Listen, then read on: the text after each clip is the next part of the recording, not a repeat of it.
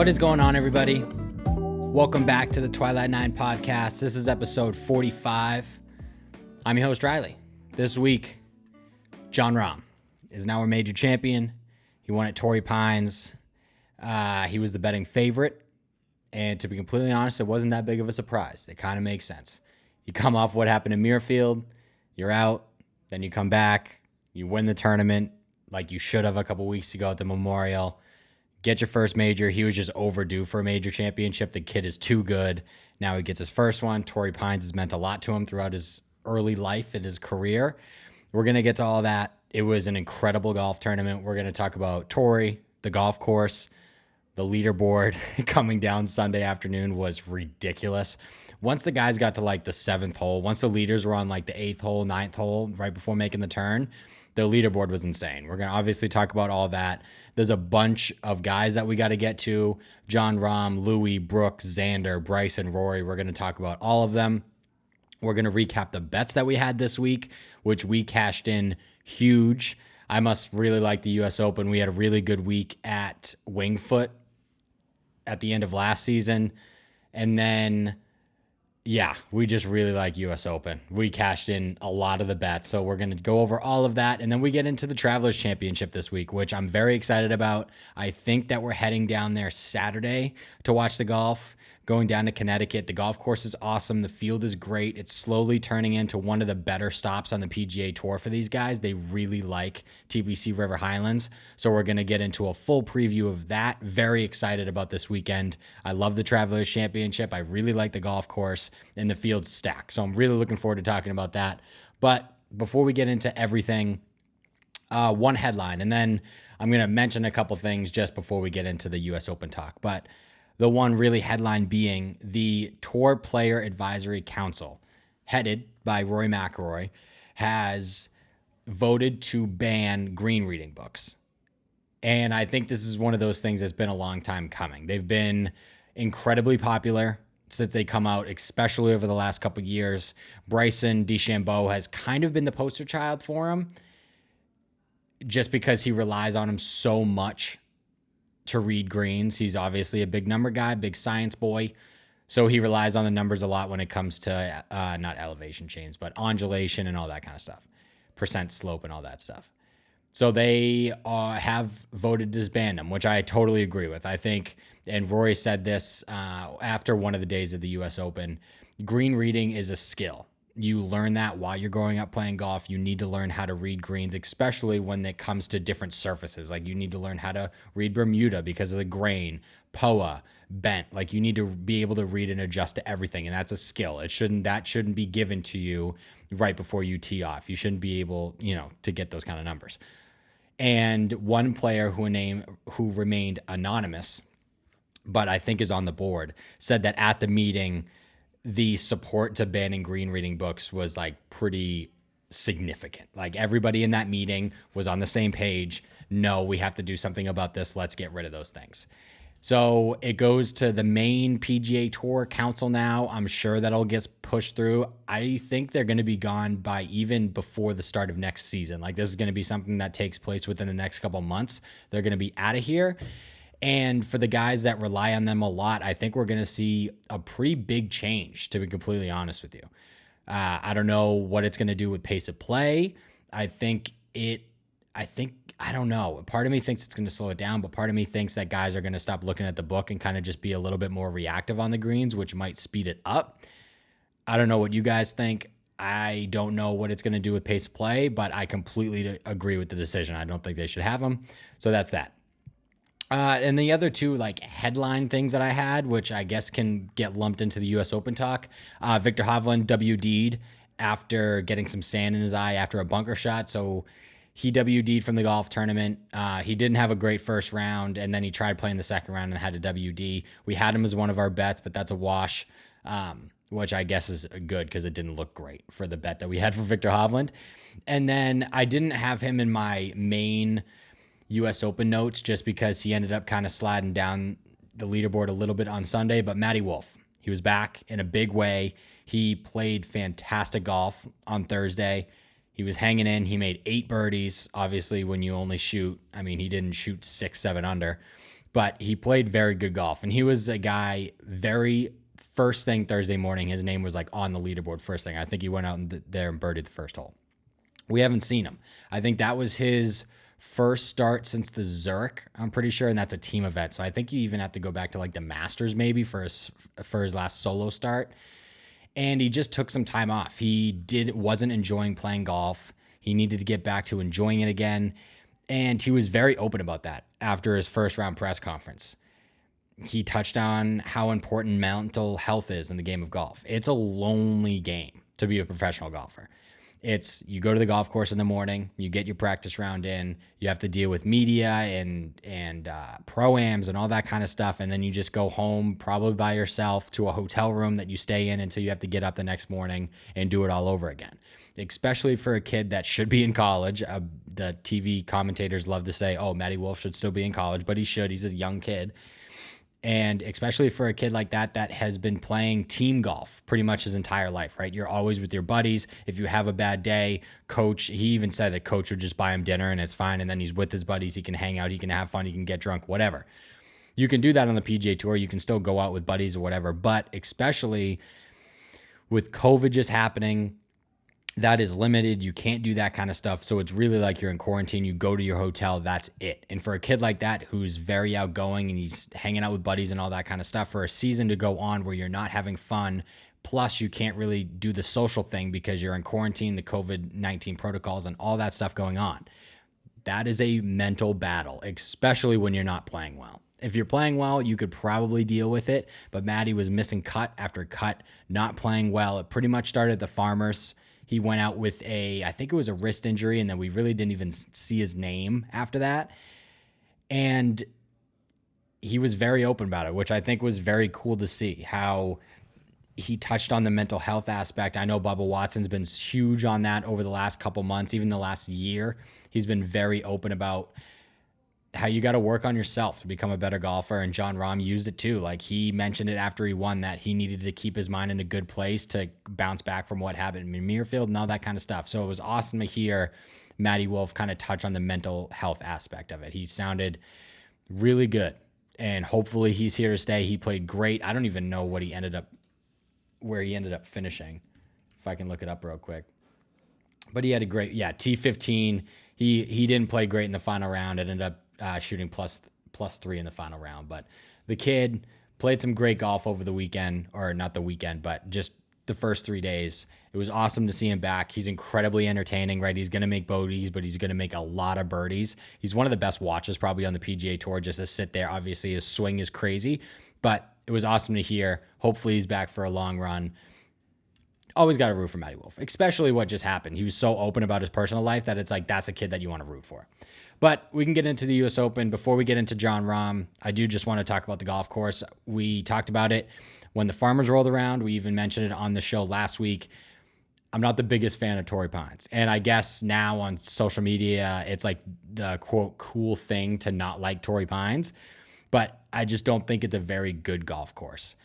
Obviously, the par 3 third is cool. The fourth is cool with the ocean on the left-hand side. But after that, there's not a lot happening. It seems like the same hole over and over again, 450 to 480 yards, straight, bunkers in the fairway, bunkers next to the green, not a lot. I mean, they added a runoff area on one of the holes, but like that's it. Like they're just not that great. There's not a hole besides maybe the par 3 third that sticks out in your head when you think about Torrey Pines. And some people would argue that the 18th sticks out in their head. It's a phenomenal golf hole. It's really not. It's a short par 5. There's water in front of the green, but it's really not in play for those guys. And with a drive, you can eagle the hole, which you get some fireworks down the 18th at Torrey Pines for sure, which is a good thing. But I think people kind of get confused with the golf course being sick and a golf course literally having one moment that takes. Torrey Pines is really popular with a lot of people just because Tiger Woods won a major there in fantastic fashion on one knee in a 19-hole playoff Monday morning. I think that's why a lot of people love Torrey Pines so much. I don't think it's that good of a golf course, right? There's on a lot of U.S. Open tracks, there's a hole or 2 or 3 or 4 that you can make a really big number on if you don't put your golf ball in the right spot. At Torrey Pines, you can make bogeys. And that's kind of it. Something has to go really wrong. Obviously, we're going to talk about Bryson on Sunday. We're going to talk about Rory's double on Sunday. But if you just like put it in a decent spot, even a bad spot, you're going to make par or bogey. And it's going to take like a you mistake to make double.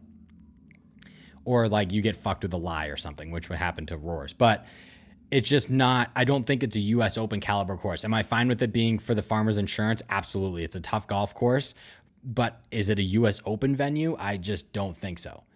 And I think just because of the Tiger Woods thing, it gets held up to this, oh, this golf course is so sick. Oh, sweet, we're at Torrey Pines this week. But to be fair, the 2 times that it's hosted U.S. Opens, the finishes have been incredible. You have the Tiger Woods win back in 2008, and you have this week where when the guys made the turn, the best players in the world found themselves at the top of the leaderboard, right? You had Bryson, Rory, and Louis, and then Jon Rahm all tied for the lead at the same time with Brooks lurking. DJ was up there. Xander was up there. Scotty Scheffler was up there. Like, the best players in the world were right there. And to start Sunday, it kind of got rid of Mackenzie Hughes. It got rid of Russell Henley, and Louis, obviously has major experience, stayed up there. But all those other boys were right there to start the back 9 on a Sunday at a U.S. Open. That's hard to complain about. So, yes, do I not like the golf course? Yeah, I'm not a big Torrey Pines guy. But the best of the best rose to the top Sunday afternoon, and it was awesome. So I guess there's, it goes hand, I don't know. It was a weird situation. You just can't complain. Like, if you hear anybody complain about what happened Sunday afternoon, just don't listen to them, because it was fucking awesome. But can you listen to critiques of the golf course? Of course. I don't think it's a very good golf course. And people think, oh, did Tiger won here, blah, blah, blah. It's public, blah, blah, blah. Yeah. I mean, a public golf course isn't like, not all public golf is sick, but also not all private golf is sick. Like, it's just a weird thing. I don't like the golf course, but it has produced 2 fantastic U.S. Opens. So that part is very hard to argue. The golf courses that we're going to for future U.S. Opens, though, are all sick. We're starting a run next year that is going to be pretty freaking awesome for U.S. Opens. We have the Country Club in Brookline, Massachusetts, which is going to be really cool. Long, rough, small greens. It's going to be a really good test. Then we go to L.A. for Los Angeles Country Club, which is freaking sick. Then we go back to Pinehurst, and then we go back to Oakmont, and then we go to Shinnecock again, which is going to be very interesting to see how they set that golf course up, because obviously, if you guys remember a few years ago, it was a bloodbath. Zach Johnson, famously, they've lost the golf course. Phil Mickelson was about to putt one off the green, and then he stopped and ran and went to get it, and he hit it again. It was awesome. I don't know how the hell they're going to set that place up, but it's going to be sick. And then we're back at Pebble. So we're going on a stretch where the next U.S. Open venues are freaking awesome. And I cannot wait, especially for the one in Brookline, Mass, down the street. That's like 40 minutes from me. T9 will be there all week, which we're very excited about. But I just can't wait. The U.S. Open is going to be very, very awesome for the next 6-7 years. But it was good. The leaderboard was sick, which I can't complain about. So let's get to the guy, that found himself at the top of that leaderboard, Mr. Jon Rahm. And it was inevitable, I think, that he was going to win that U.S. Open. I didn't bet on him. He wasn't on the card. To me, I know that a couple of the favorites were on the card, but to bet on the betting favorite that I think was at like plus 900 compared to the closest next guy at like 12 or 13, never fun for me. I just think so much was pointing at Jon Rahm winning that golf tournament. Obviously, he had to go and get it, but it just makes a bunch of sense. Jon Rahm, on Father's Day, as a new dad, his son was just born, right? A little bit for the Masters. His dad was on the grounds. Just a lot made sense. Just too much made sense for him not to win that golf tournament. And the golf course means so much to him. It was the home of his first win, the Farmers Insurance, back in 2017, I believe. He got engaged at that golf course, and now he wins his first major at that golf course. And a lot of people like to joke about, just because the TV announcers are ridiculous when they talk about it. They talked about Rory with it all the time when he had a kid, and pretty much when you have a kid, they love to bring it up because it's something to talk about. but they love to use the word perspective, right? All of a sudden the world doesn't revolve around you and you have a child to take care of and you get all this perspective about the game of golf. But with Jon Rahm, I think it makes a little bit of a sense, right? Jon Rahm is a nutcase on the golf course. At one point, he brought in a bomb diffuser to teach him the mental side of golf and how to relax during a round or whatever. He was a nutcase. But I think that this has changed a little bit for Jon Rahm. The mindset changes. You get a little bit easier on yourself. You have more things to think about outside of golf. All of a sudden, you're going home and not thinking about the 73 you just shot. You're thinking, you put that completely at the back of your mind and you have something to take care of now at home. And for Jon Rahm, I do think it changes the perspective of things. That prior frustration, he did a really good job on Sunday kind of shutting everything down. When he missed putts, when he made bogeys, he kind of just put it away and just came right back and battled his ass off. And it was awesome. And especially the comments that he made after the round. He said, he said, I'm paraphrasing, something along the lines of, I know my son won't remember today, but hopefully when he grows up, he has a dad that he can be proud of. Like, he said all the right things after that. He said, this is for Seve. He was just obviously in a really good mood because he just won a major championship. But you could tell by the way he was talking that something clicked in his head, and it's kind of changed for him a little bit. And after listening to him after the final round at the US Open, it's hard to believe that you couldn't be like a fan or root for Jon Rahm. I think he's in it for all the right reasons. He's a fantastic golfer. He's dangerous. He's going to be a guy to win 4, 5, 6, 7 major championship. His game is just way too good not to. I guess we've said that about Jordan Spieth and Rory McIlroy back in the past years ago, but Jon Rahm just has a game that is just so good in every single aspect that it's hard not to see him win 4, 5, 6 majors. It was incredible. And especially, and he said all the right things before the golf tournament even started on Thursday.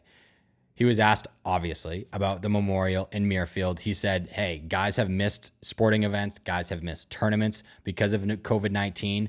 It's no different than the situation I was in. I tested positive. I had the WD. I just had to keep a good mindset about it and come back and have a solid week of golf, hopefully this week. He did, obviously. But that's a mindset that you got to have. There's nothing that you can do about it. You tested positive for COVID-19. You had the WD. You cannot change that fact. Now, the only thing that you can do, you can come back and win a fucking US Open. And that's exactly what he did. It was an incredible redemption, incredible bounce back. And Rory even said it after the round. Rory goes, he's won 2 straight golf tournaments. I don't care what anybody says.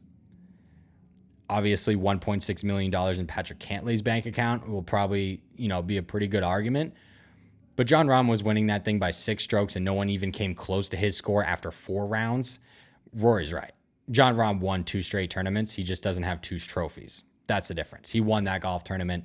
That'll always have an asterisk next to that win for Patrick Cantlay because Jon Rahm won that golf tournament. You can argue, oh, he should have got the vaccination, blah, blah, blah, blah, blah. And I might even on that side, you should get the vaccination because that shit can happen to you, that you get pulled out of that golf tournament because you didn't get it and now you tested positive. But after 4 rounds, no one got close to his score. Jon Rahm won that tournament. That's just it. But it was just insane. Those 2 putts on 17 and 18 were the big dick swinging putts that he needed to have, and he won that thing. And they were incredible putts. 17 was insane. The breaker down, left to right. It was one of those moments where it was just like, holy shit, he is about to do this thing. That's the only thing I could think of when I was watching those putts drop was, oh, he's about to win the US Open.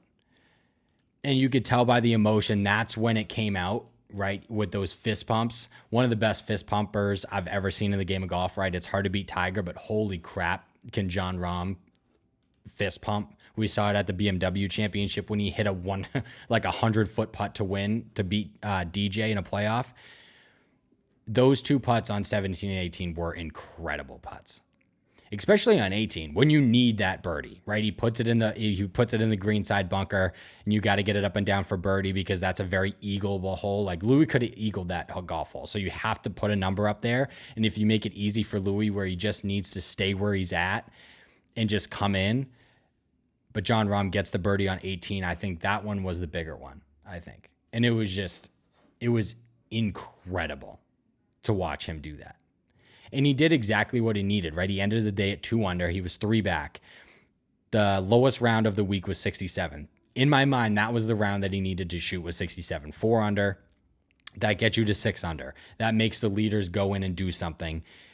And that's exactly what he did. But it is crazy to me that with all that firepower behind the leaders going into even Saturday, that if you just finished at 5 under, you had a chance to win the golf tournament, right? That was the lead.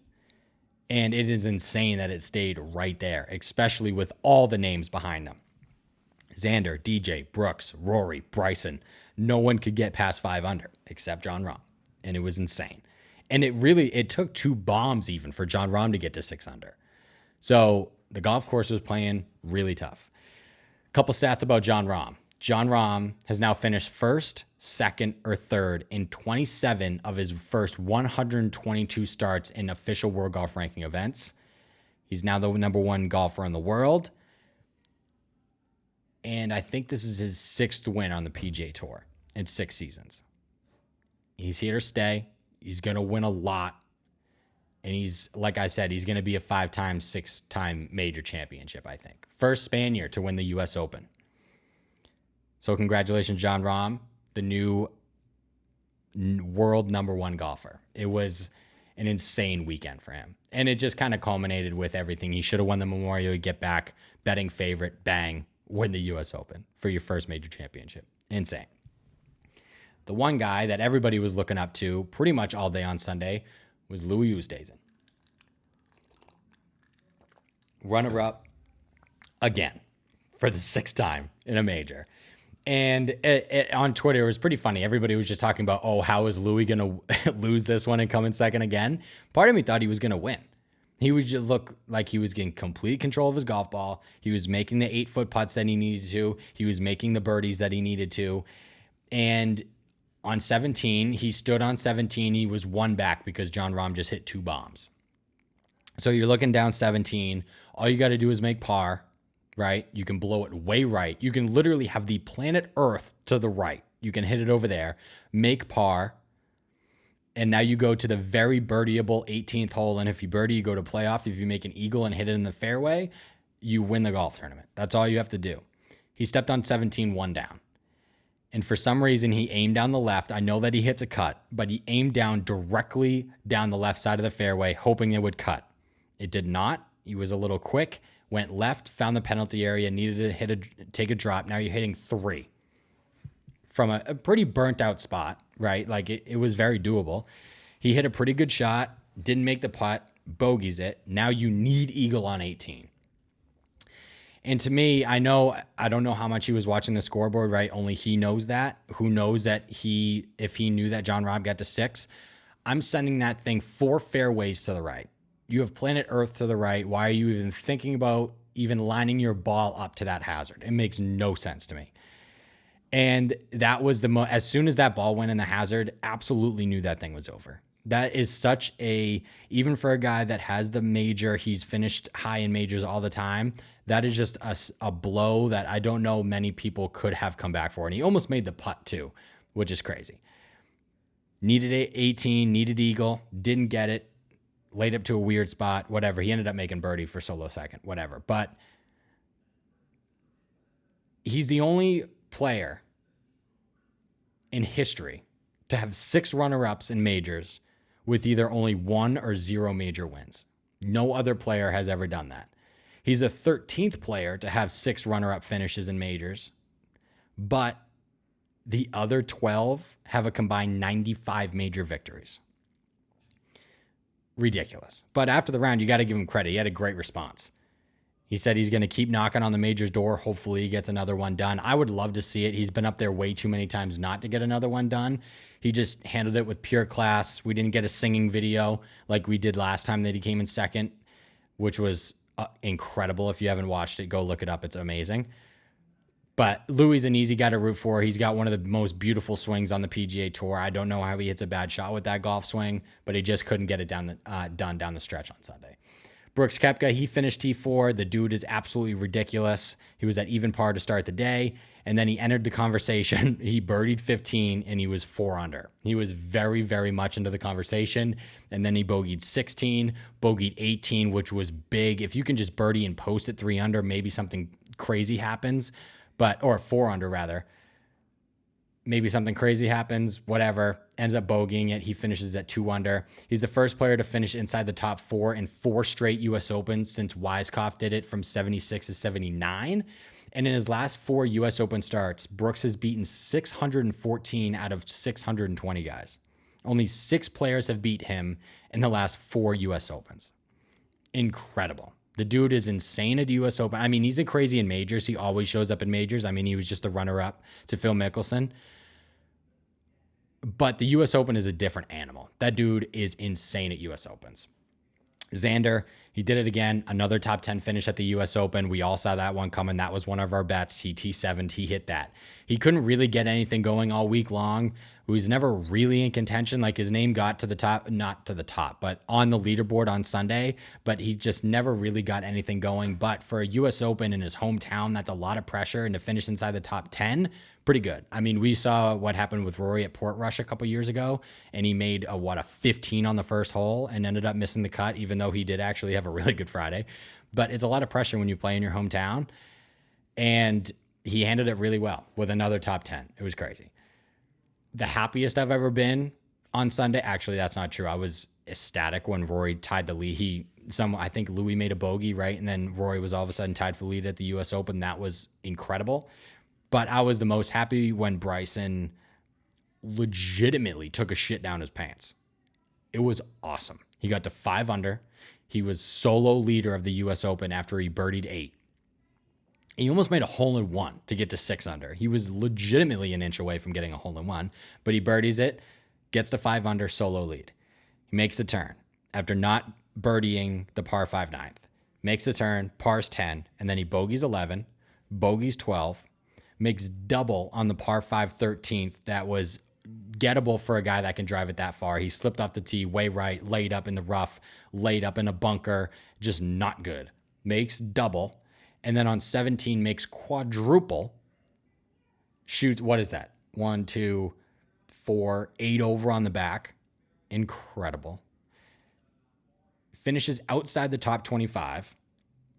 And that's awesome. We love that. To be completely honest, if this is one of the first episodes you've listened to Twilight 9, if you are a big Bryson DeChambeau fan, I don't know if you should listen to this podcast. I would love to have you, but I hate that guy. So watching him shoot 8 over on the back 9 at a U.S. Open after having the solo lead was one of the best things that ever happened to me, especially after what happened at Wingfoot last year. So that was awesome. But it was very funny because he got very defensive about his play after his round on Sunday. It was pretty funny. A reporter asked, I think you went 34 holes without a bogey. How did it, I guess, get off the rails so quick, for a lack of a better term? Bryson goes, I didn't get off the rails at all. It's golf. People will say I did this or did that. It's just golf. I've had plenty of times where I hit it way worse than I did today and I won. It's just one of those things where I didn't have the right breaks happen at the right time. I could have easily gotten to 7 under, 8 under today. I just wasn't fully confident in the golf swing and just got a little unlucky in the rough a couple other places. Bryson hit shanks all over the fucking golf course on the back 9. He made stupid mental mistakes, right? He found the rough off the tee on 13, but he could have just punched it back into the fairway. No, he had to lay up and he got aggressive and found the rough again. And then he got the bunker, sculling it all over the place, shanking it all over the place. His chip on 17 was hilarious. His feet were in the bunker. The ball was in the rough, shanked it over the back of the green. I don't know what you would call a derail if that's not a derail, right? I don't get it. And then the reporter, Bryson, we don't seem to understand how much luck plays into this game, especially around here. Bryson goes, nobody understands. A lot of it's luck. I can't tell you how many times I hit shots this week onto bad lies and good lies and played out 50-50 this week. I caught the bad lies in the back nine today. But I knew going into the week that was going to be my game plan. Had to get a little lucky. For the first 3.5 days I did, just not on the back nine. It plays a huge factor in major championship golf. It's probably over 50% in most scenarios. There are times when I hit in the fairway and I hit into a divot. It's just part of it. I don't know if he hit into one divot. Please correct me if I'm wrong. I don't know if he found one divot in the middle of the fairway this week. It is hilarious that whenever something goes wrong in Bryson's golf game, he's like, oh no, I actually played great. Just the ball ended up in bad spots. I cannot stand that man. It is incredible. How do you not just own up to, dude, you shot 44 or whatever it is on the back nine of a Sunday at a US Open. Dude, you derailed and played like shit. You're shanking all over the golf course. What do you mean you caught bad lies? It doesn't make any sense to me. I'm done talking about him. It was awesome to watch him shit down his leg. It was incredible. Which brings us to Rory, which is pretty ironic because obviously he got up to a spot and then didn't play well either, and I didn't like that. But Rory, he's played solid pretty much all week. He chipped in a few times, which was cool. He made some nice long putts, especially on Sunday. He had that nice one. He was tied for the lead on the back nine of a major championship. That is a step in the right direction. And then on 11, puts it to 40 feet, 3 putts, and that's pretty much where it became unraveled, right? You get to 3 under. Go back to 3 under rather. In a bogey, you can bounce back from that on the back nine, especially at Torrey Pines. You had some birdie opportunities coming up, especially at 18 with Rory's distance. You can eagle that. But then he doubled 12. On 12, puts his drive in a fairway bunker, hits a pretty poor shot out of a fairway bunker into a greenside bunker, but it's like plugged up against the lip in the back of the bunker on a downhill lie. So there's absolutely no chance. I think hosel adjacent out of that bunker, stays in the face of it on the other side of the bunker, hits it to like 6 feet, I think, and then mixes the putt, makes a quick double, and that's pretty much it, right? You're thinking, oh, he's at 1 under, he's completely out of it. The winner or the leader right now is at 5. And then on the next hole, of course, because you can just never die, he puts it to like 25 feet for eagle, and he almost jars it. And if that goes in, now we're back in party mode. Like, you got to be kidding me. He bounces right back, gets the double back, and now we're chasing again. Misses it barely, thought he made it, get to 2 under, and then didn't really happen anything, and then got bogeyed 16, put away all chances. But on Sunday, he missed 8 putts inside 12 feet, and I think that was 7 putts inside 10 feet, if I remember correctly. He just could not get anything going with the putter. This was his 3rd straight top 10 in the US Open. And to me, I think his game looks a lot better. You can tell that Cohen was working with him with a cut off the tee. And I would think now I get why they were doing that. He was so far from the inside that a cut makes you get on top of the ball a little bit. And now it's back to a more neutral spot because he was hitting draws pretty much off the tee all week, which that's where he plays his best golf, was a draw off the tee. His visualization with that is just better. So I think now that his club plane is a little bit more neutral, he'll go back to the draw. I think that cut was just to kind of neutralize it a little bit. Who knows if that's just the strategy around Torrey Pines. He just wanted to play draws instead of cuts, but that's what it looked like to me. His wedge play was way better, especially on Sunday. He had a couple really good wedges, didn't capitalize with the putter, but we'll see how it goes. Like I said, I think his game looks a lot better. I like his chances at the Open. He's played well there in the past. I think that was 2011. I think he ended up in the top 25. Could have been in the conversation Sunday, but then didn't play that well. Who knows what happens, but he's currently the 2nd favorite to win the Open. I like his chances. I think it would be pretty cool for him to win the Open after a drought of a major championship. The Open being his first one back would be pretty cool.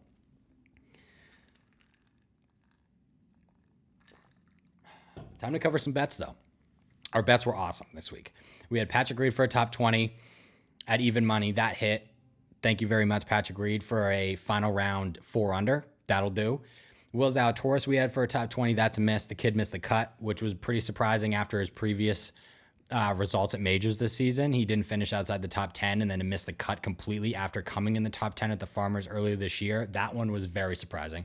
Victor Hovland, we had a top 20, but that's a wash. He WD'd because of an injury. Got our money back on that one, which was nice. We had Max Homa for a top 40. That is a miss. He missed another cut at a major. His major championship performances have been awful. We had Xander Schauffele for a top 10 at plus 170. That hit. At T7, we had Scotty Scheffler for a top 20 that easily hit for plus 155.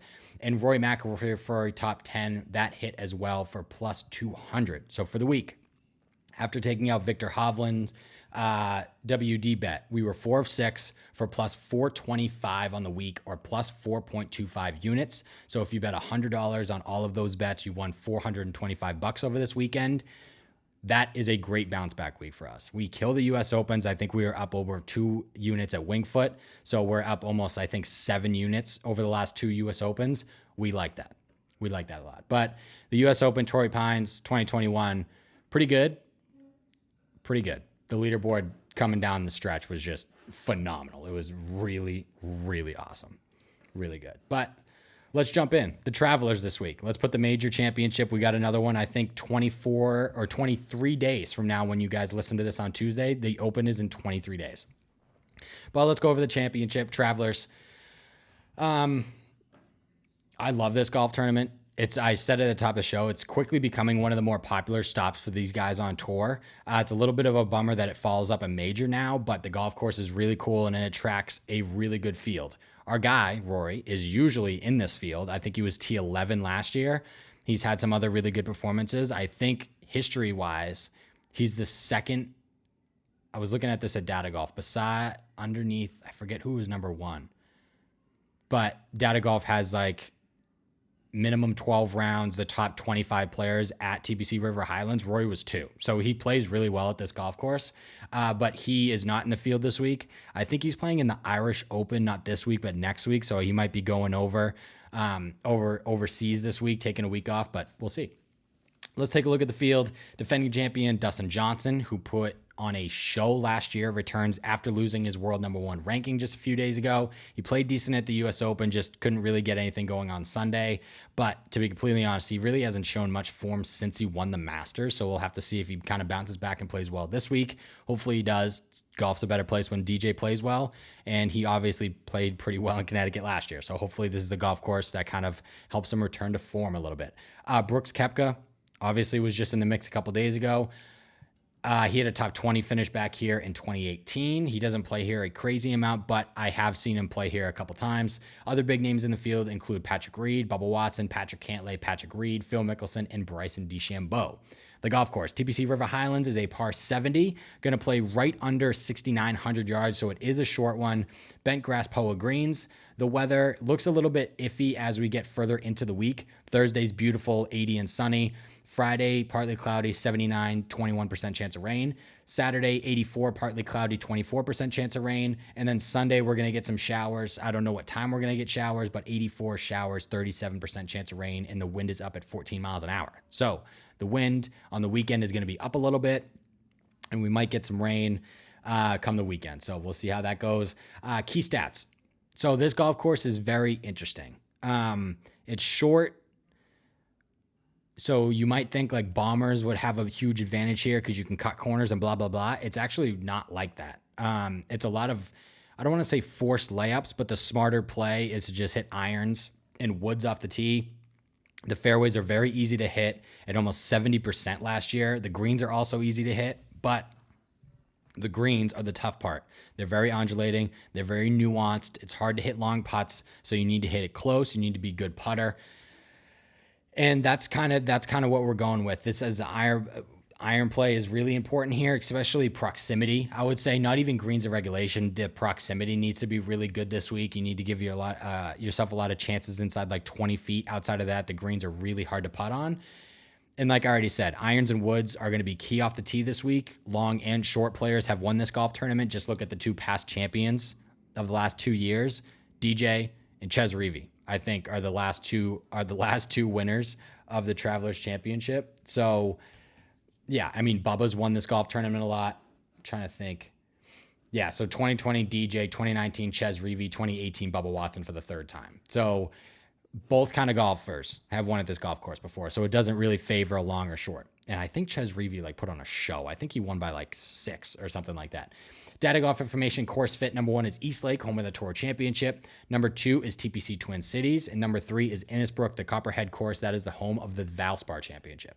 Trending of the players in the field, Patrick Reed is actually number 1. His last 3 starts, miscut, solo fifth, T19.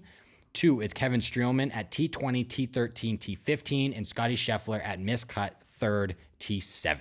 Percent chance to win based on baseline, course history, course fit, all of that is number 1, Patrick Cantlay at 5.9%. Number 2 is Paul Casey at 4.9%. And number 3 is at Brian Harman at 4.6%.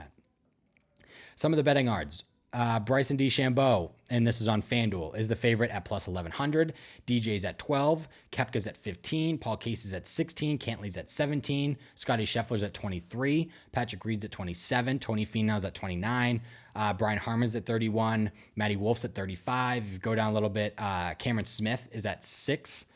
Go down even further, Jason Day's at 75. Max Homa's at 75. Ricky Fowler's at 75. So there's some guy in the field. I'm just now realizing Max Homa's in the field. He's not on the card, or he's not one of the guys we're about to go over, but he might be just because I like betting on Max Homa in non-major tournaments. So let's go over some guys to look at this week.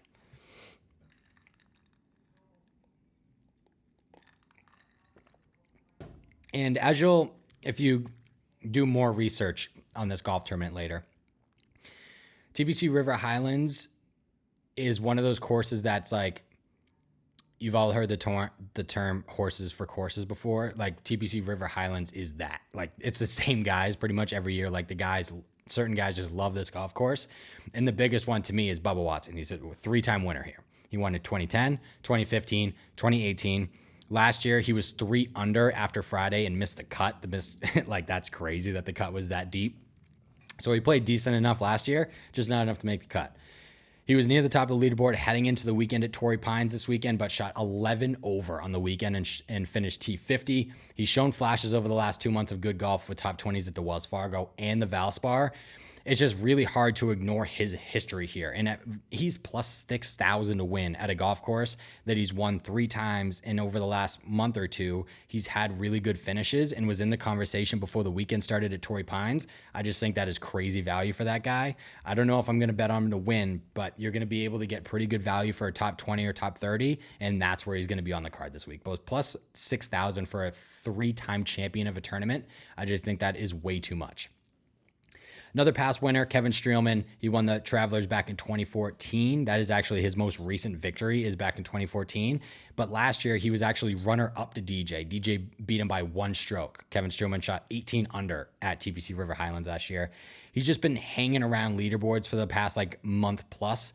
He missed the cut at the Valspar, but since then, he's played in 5 events. He hasn't finished outside the top 30.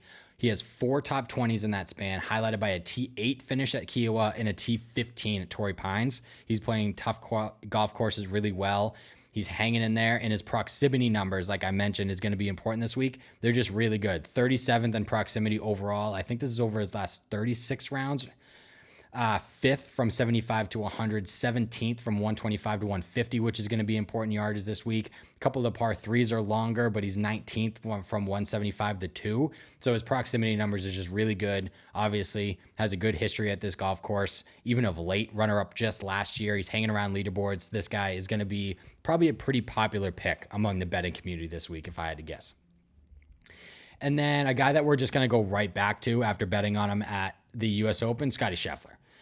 I think TPC River Highlands is a perfect venue to get your first PGA Tour win, and that's what Scotty Scheffler is still looking for. I mention it every single time that we bet on Scotty Scheffler, but he's still looking for his first PGA Tour win. I think this venue is perfect for that, especially at a golf course that you need to score low. Scotty Scheffler is 4th in birdie average, which, that's something we love to see. Like Bubba, Scotty shot 3 under over the first 2 days of the Travelers last year, but missed the cut. He was in the conversation at Torrey Pines, but finished at 1 under. That was T7. In his last 4 starts, he has 3 top 10s, and I think that other start was a miscut, actually. I just think he's very overdue for a win, and at plus 2,300 at FanDuel, I think he's probably actually going to... I know I've picked him... I think... What tournament did I pick him at? Was Xander. I forget. I think it was a couple weeks before the Memorial. I forget. I think he's probably going to be my pick to win this week is Scotty Scheffler at plus 2,300 on FanDuel. I think that's great value for him. He's still looking for his first win. Again, he makes a bunch of birdies. You need to do that around TPC River Highlands. I think that's a great pick.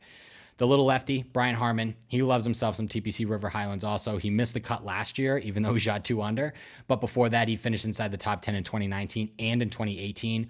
Over his last 7 stroke play event starts, he's only finished outside the top 20 one time, and that was a missed cut at the monster of a golf course, Kiawah Island, for the PGA Championship. Going back to the players, his finishes, T3, T5 at the match play, T12 at the Masters, T13 at the RBC Heritage, T18 at the Wells Fargo, miscut at the PGA, T8 at the Charles Schwab, and T19 at the US Open. The dude is playing some golf. He's 2,500 to win, which he's usually not that high, but that should tell you that Vegas is really high on Brian Harmon this week. If we can get plus value for a top 20 for him, that's probably where we're going to end up putting him. Probably. Charlie Hoffman, we've bet on him a couple times over the last month or two. He's won us some money. He's going to be a guy to watch this week. He's 10th on tour this season in strokes gained approach, and he's 17th overall in proximity over his last 24 rounds. He hasn't had recent success at the Travelers Championship, but past finishes might reflect how he may play this week. He was T15 in 2018, T3 in 2017, and had another top 25 finish back in 2016. His last 2 finishes, nothing to write home about. I think they were both T57, but before that, Hoffman was on a roll. He was T7 at the AT&T Pebble Beach Pro-Am, T10 at Arnold Palmer, T17 at the Players, solo second at the Valero Texas Open, T18 at the RBC Heritage, T11 at the Zurich, T18 at Valspar, T17 at the PGA, T3 at the Charles Schwab. Like, Charlie Hoffman is playing some freaking golf right now and is really good to see. He's such a good iron player. If he can put it close, he can roll it. He's a decent putter, decent enough to make birdies. So he's definitely going to be a guy to watch this week. And then, I actually forgot this in the headlines. It was just, 45 minutes ago it was announced. Ricky's having a kid. Ricky Fowler and his fiance, Allison, I think, are having a baby girl soon. So that's going to be awesome. But he's my next name on this list. I mentioned it a couple weeks ago on the show. I think Ricky is in for a big week, and I think he's in for a win. And I don't know if it's going to be here, but his last 2 starts were a T8 at the PGA and T11 at the Memorial. If you go back, I don't know the last time that he played at this golf tournament. I'm going to have to look at it live for you guys. 2020 he didn't. 2019 he didn't. Who knows if he's ever played here before? This might be his first time. I don't see him yet. We're going all the way back to 2018 already. 2017. Nothing. This might be Ricky's first appearance in the Travelers. But the kid's playing some golf right now. So let's see. I think he was plus 7,000 to win, if I remember correctly up here. I think I said his name earlier. Plus 7,500. So you're going to be able to get plus odds even for a top 30. I would take that with Ricky. I just have a good feeling. He's coming off 2 top 15 performances. One of them was a top 10 at the PGA. Those glasses, those prescription sunglasses, I think are helping. He's got the TV announcer's favorite word, going to be perspective pretty soon. And it was kind of just the year of the comeback, right? Jordan Spieth won for the first time in a while. Rory broke a streak. It would be pretty awesome to see Ricky Fowler win too. So, in golf, again, he's another guy. Golf is a better place when Ricky Fowler is playing better golf. He's such a good icon for like the kids and stuff that it would be pretty awesome to see Ricky Fowler win a golf tournament. So if you can get plus odds for him, which I'll know tomorrow, hopefully, for like a top 30 finish, especially if he's at 7,500, jump on Ricky. A couple other guys quick. Emiliano Grillo might be a good look. He's had some good finishes at this golf tournament before. And then Russell Henley. He's coming off obviously a pretty disappointing Sunday at the US Open, but I like to jump on guys that had a really good week all week and then kind of didn't have a great Sunday. They usually come back and play pretty good the next time they come out. He could be a guy to look at. He's had some high finishes. I think he had like a top 5 maybe back in 2017 or 2018. He's played pretty well at TPC River Highlands. He's coming off a good week. His starts before that were awful. He had a couple missed cuts like T60s and shit like that, but he could be a guy to look at too. But that's pretty much it. That's the recap of the US Open. That's a preview for the Travelers Championship. Depending on when you guys are listening to this, the betting article may already be out. Hopefully like early afternoon on Tuesday, the betting article will be out for you guys to read over, get your bets in and all that kind of stuff. The betting video will be out some point on Wednesday like it always is rather. Follow the Instagram at Twilight9Pod, at Riley Hamill _ is my personal Instagram, TikTok, all that kind of stuff. The second instructional video went live on the YouTube on Friday. So if you haven't taken a look at that, go watch that. The next one will be out this Friday, I believe. Still trying to figure, I know I mentioned it last week, but I'm still trying to figure out when I want to do the second episode of the week. I don't know if I'm going to move the instructional video to Thursday and then release it Friday. I'm not sure. I got to figure it out. But that's it for the show this week, guys. So enjoy the Travelers Championship this week. I cannot wait. Enjoy the golf this weekend, and I will talk to you guys next time. Peace.